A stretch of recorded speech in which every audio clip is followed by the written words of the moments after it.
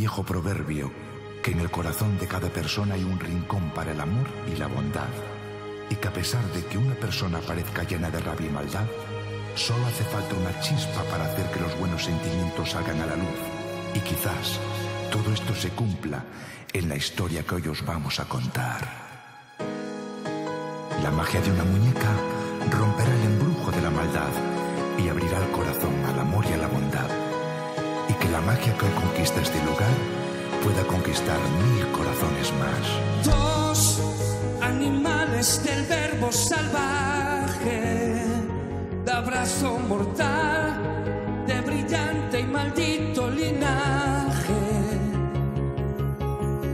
Bajo la lluvia van caminando, están tan vivos, han renovado su piel en este mundo de los pecados, van engañando al Dios y al miedo a perder.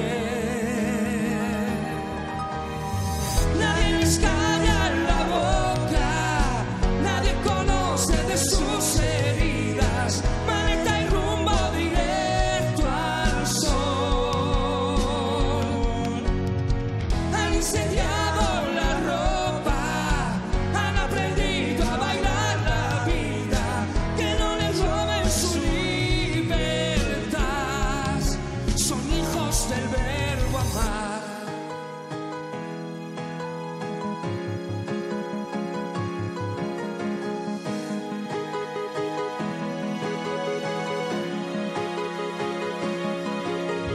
Canto bendecido por la tierra, larga vida a los amantes locos, grita al pecho su canción de guerra, viva esta revolución y que viva el amor de los que besan desesperados, porque esta luna fuera la última vez que sobre el libro de los pecados van engañando al Dios y al miedo a perder.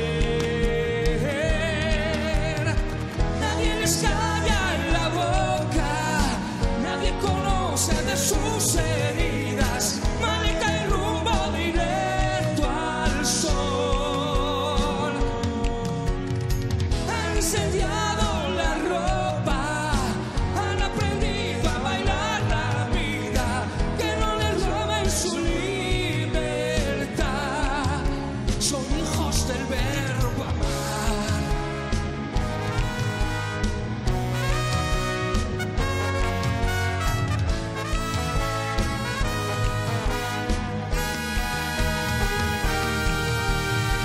Nadie les calla la boca, nadie conoce de sus heridas, maleta y rumbo directo al sol.